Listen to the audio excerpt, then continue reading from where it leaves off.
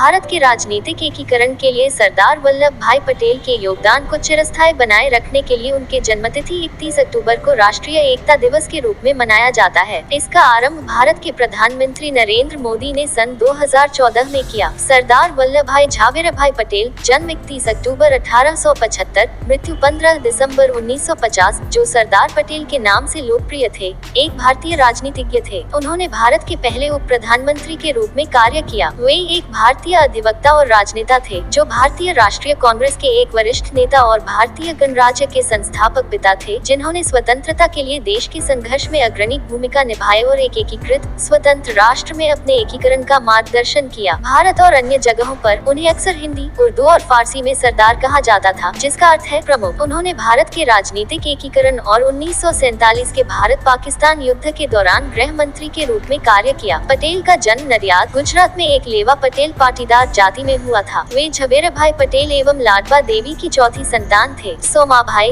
नरसिंहभाई और विट्ठलभाई उनके अग्रज थे। उनकी शिक्षा मुख्यतः स्वाध्याय से ही हुई। लंदन जाकर उन्होंने बैरिस्टर की पढ़ाई की और वापस आकर अहमदाबाद में वकालत करने लगे। महात्मा गांधी के विचारों से प्रेरित होकर उन्होंने भारत के स्वतंत्रता आंदोलन में भाग लिया। निरंतर संघर्षपूर्ण जीवन जीने वाले सरदार पटेल को स्वतंत्र रूप से पुस्तक रचना का अवकाश नहीं मिला, परंतु उनके लिखे पत्रों, टिप्पणियों एवं उनके द्वारा दिए गए व्याख्यानों के रूप में बृहद साहित्य उपलब्ध है, जिनका संकलन विविध रूपाकारों में प्रकाशित होते रहा है। इनमें सर्वाधिक महत्वपूर्ण तो सरदार पटेल के वे पत्र हैं, जो स्वतंत्रता संग्राम के संदर्भ में दस्तावेज का महत्व रखते हैं। उनके समग्र उपलब्ध साहित्य का विवरण इस प्रकार है। हिंदी में सरदार पटेल, चुना हुआ पत्र व्यवहार 1945 से 1950, 2 खंडों में, संपादक वी शंकर, प्रथम संस्करण 1976, नवजीवन प्रकाशन मंदिर, अहमदाबाद। सरदारश्री के विशिष्ट और अनोखे पत्र 1918 से 1950, 2 खंडों में, संपादक गणेश मा नांदूकर, प्रथम संस्करण 1981, वितरक नवजीवन प्रकाशन मंदिर, अहमदाबाद। भारत विभाजन, प्रभात प्रकाशन, नई दिल्ली। गांधी, नेहरू, सुभाष, आर्थिक एवं विदेश नीति, मुसलमान और शरणार्थी, कश्मीर और Hyderabad, in English. Sardar Patels correspondence 1945 to 1950, in 10 volumes, edited by Durga Das Navajivan Pub House, Ahmedabad. The collected works of Sardar Vallabhbhai Patel in 15 volumes, ed. by Dr. P.N. Chopra और Prabha Chopra, Konark publishers PVT LTD, Delhi. Patel का सम्मान। सरदार पटेल राष्ट्रीय स्मारक का मुख्य कक्ष, अहमदाबाद के हवाई अड्डे का नामकरण सरदार वल्लभभाई पटेल अंतर्राष्ट्रीय विमान क्षेत्र रखा गया है। गुजरात के वल्लभ विद्यानगर में सरदार पटेल विश्वविद्यालय। सन 1991 में मरणोपरांत भारत रत्न से सम्मानित। Statue of unity.